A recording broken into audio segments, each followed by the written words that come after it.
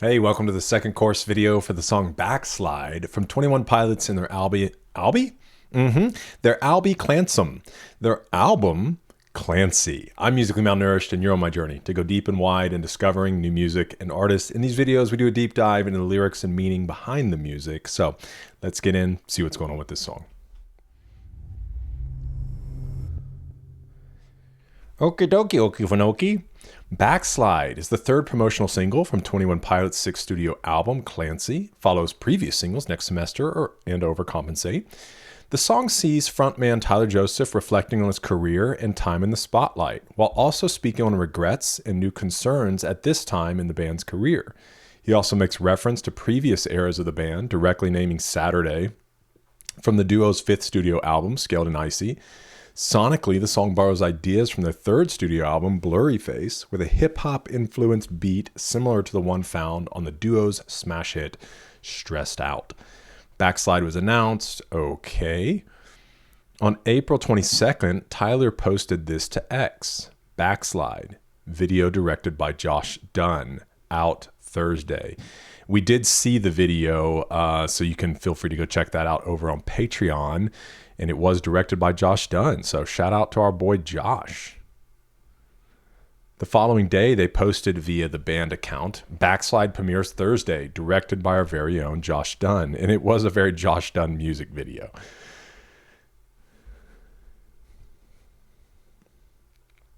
All right, a few live performances there. Cool. Let's get up into the content. I don't wanna. Rat race place to place, adding weight. Tendencies on repeat in it. So we'll click into this in a second, but obviously the rat race, right? That's the idea of just trying to like keep up with life and survive and achieve and all of that. So this rat race, place to place, adding weight. I wonder if it's saying just kind of moving place to place and that it is adding weight, or that he just feels like as he's in the rat race, which I guess would be saying the same thing, that as he's in the rat race, like more weight's being added, or is it the fact that he's on the rat race that weight is being added? Either way, it's obviously this idea of like things getting more difficult and feeling this like monotony type idea, and then tendencies on repeat in it. These things, these habits that you fall back into. So rat race is a term often used to describe something difficult that often leads to nowhere, place to place. Further adds to this in describing what kind of rat race it is. Going from place to place in an attempt to do something, meanwhile, external weight or pressure is constantly being added and felt. So could also obviously be, like it had mentioned, calling back to just the career, because, and I don't think he's trying to speak ill of his career. I think he's just can feel sometimes like, okay, well, like this is what we do. We make albums, we tour, this rat race, place to place. And as they continue forward and continue gaining popularity and all of that, it does continue to add to the pressure. And he's said that in interviews, that even he mentioned, you know, it could be these small comments. Somebody's mom is just like, I listen to your album on repeat when I work out. I love it. And that when he goes to songwriting, those things are in his head. Is like, oh, I wonder, can somebody work out to this song? Which seems so silly, but I think we can all understand. Not that he necessarily lets that rule him, but he can't get it out of his mind in the sense of adding to it. And so going from place to place in an attempt to do something, okay, tendencies on repeat could be referring to habits or just how people fall in line with a life, even if it leads to nowhere. This is something we all know is bad, and Clancy's acknowledging this with the follow-up of in it. As in, it feels like I can't escape these cycles. They're stressing me out. But hey, that's the result of bad habits, isn't it? Rat race can also refer to a really extreme competition where people are willing to do anything to win.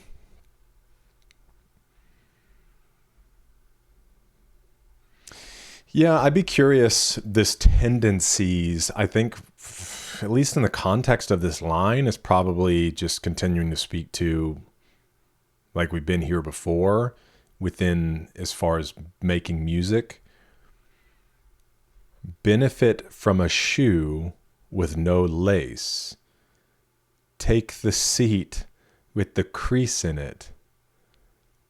Oh, I really want to try to figure that out before searching it all.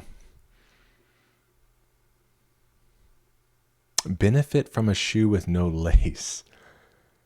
I wonder if it's saying like you should benefit, or is it trying to tell you what a benefit is? Now, the seat with the crease in it.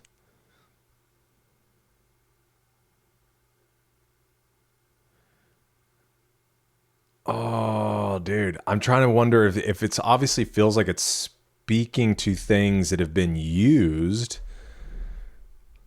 Okay, let's see here. Considering the band has made references to George Orwell's 1984 in the past, it's possible this line was inspired by the book. In the book, certain items could only be found in black markets. This included shoelaces. Interesting. At any given moment, there was some necessary article which the party shops were unable to supply. Sometimes it was buttons, sometimes it was darning wool, sometimes it was shoelaces. At present, it was razor blades. This connection compares the regime enforced by the bishops in Dima to the cruel regime in George Orwell's dystopian novel. This lyric could have a double meaning, either to avoid tripping yourself up or as an allusion to mental health support. A shoe with no lace would help him not trip and backslide into his past behavior. The lack of shoelaces may also be a reference to a common practice in psych wards. This involves removing shoes, particularly those with laces, from patients at risk of suicide to ensure they cannot take their own life using, geez, that's a dark thought. Okay, so let's keep that in mind, because it could fall into that idea of tripping. But, if you're going to also play into the idea of a rat race and tendencies on repeat, if there's more than one meaning there, these tendencies to fall into depression or self-harm, this seems to be indicating taking the seat that's more worn and old as opposed to the one that's more familiar and used, which would be like a backsliding metaphor, like back into a seat that you've been in before, or a place that feels familiar. Paired with the following lines, speaking of loneliness, unfairness, apathy, and a lack of control, it would seem that Clancy's life is falling out of their control, or they're even losing control over Tyler. And as such, their old habits are beginning to come back and take control of them, leading them anywhere as they follow through their day-to-day routines, a rat race, as previously stated. Could be referencing the lines in Chlorine, when I leave, don't save my seat, I'll be back when it's all complete. Meaning Clancy's coming back after everything's all over, even if he doesn't want to. Okay, I don't want to put that out, but that seems like a bit of a stretch. Take the seat with the crease in it. I don't mind if it's lonely. I don't mind if it's fair. I don't care. You control me, leading me anywhere.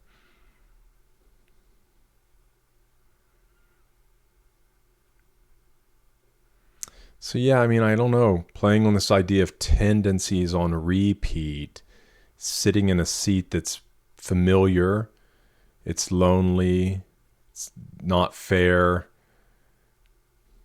I don't really care. You control me, leading me anywhere. Interesting. Let me know your thoughts in the comments. I don't want to backslide to where I've started from. There's no chance I will shake this again, because I feel the pull, waters over my head, strength enough for one more time. Reach my hand above the tide. I'll take anything you have if you could throw me a line. I should have loved you better. Do you think that now's the time? You should let go? It's over my head. See, this is interesting. So this idea of not wanting to go back where you started from, and this feeling like, because if I do, I'm not going to be able to do this again. I'm not going to be able to shake this again. I feel the water over my head, but I've got enough strength to push one more time. I'm above the tide now, right? Hands above the tide.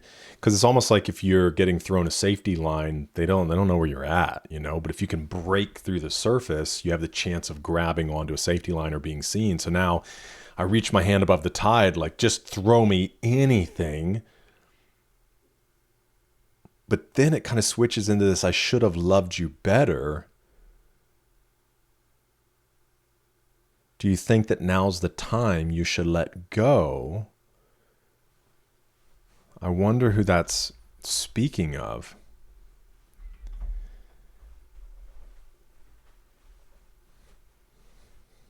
This could have religious connotations, as Tyler Joseph has expressed in other songs, his struggle to remain faithful to God. It could also just be directed to the person that is helping him overcome his darkness, perhaps his wife. When one is going through it, it's hard to show love to others in the moment, and this can be hard on those helping.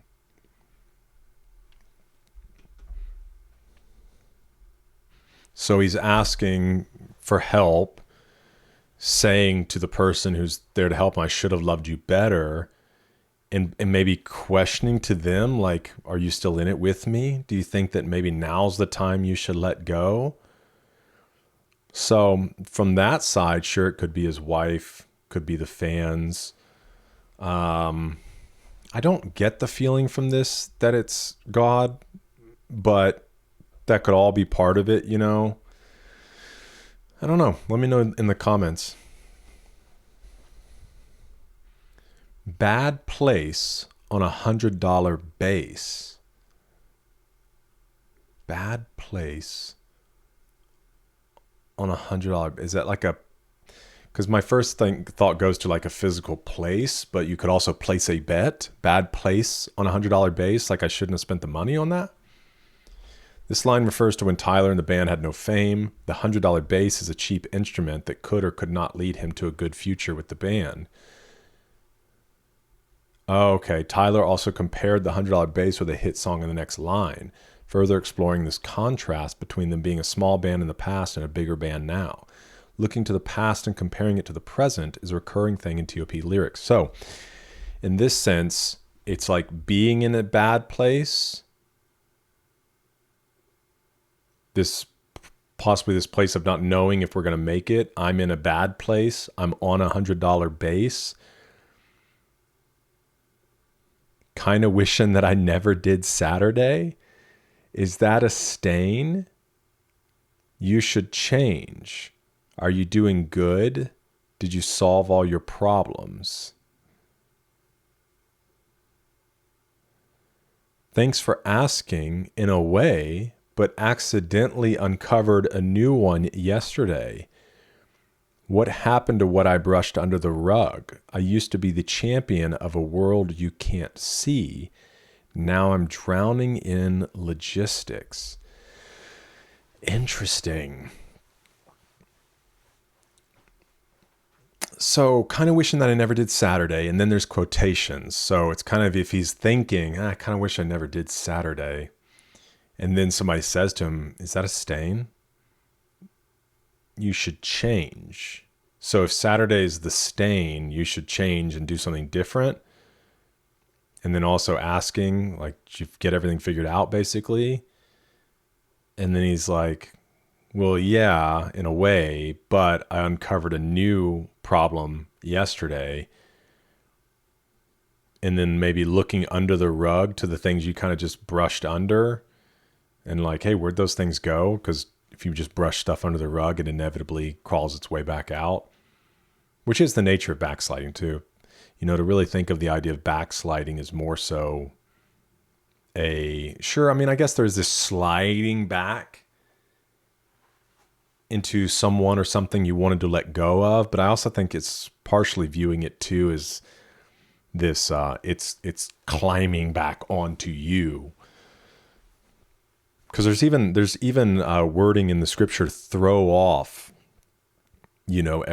the sin that hinders and the sin that entangles. Throw off everything that hinders you and the sin that so easily entangles.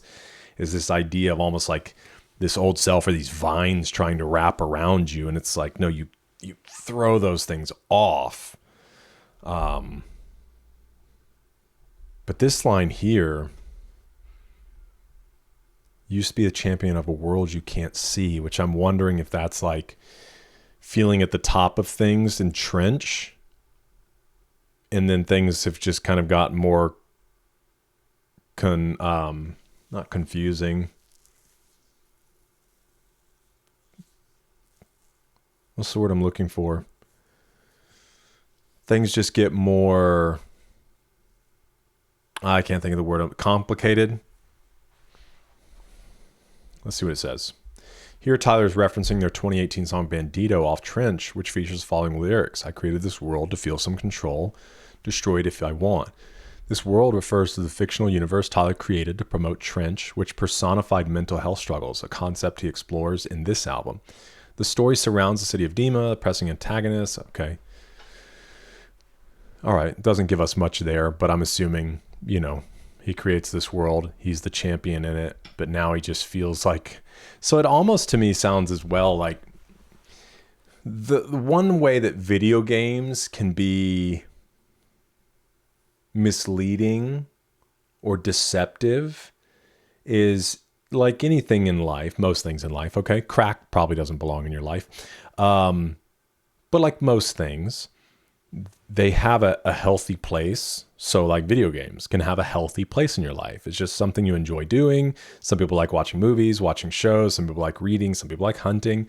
You might like video games. But if you're playing or engaging in video games is at the cost of things falling apart in your real life, that's where it gets crazy, because you can feel like you're the champion over here.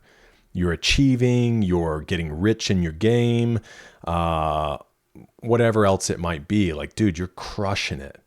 But guess what? As soon as you turn that game off, that doesn't translate into real life. And so over here, you're like behind on the bills, your relationships are falling apart, and there can be that scary place. And so even in this sense, it's like, oh man, dude, in Trench, I'm a champion. But then you kind of come out of that world and it's like, oh, there's just so many things, so many pieces, so many things moving, these logistics of life. It's kind of what it speaks to me. All right, and then we repeat. Okay, and that's kind of the end. I don't want to backslide.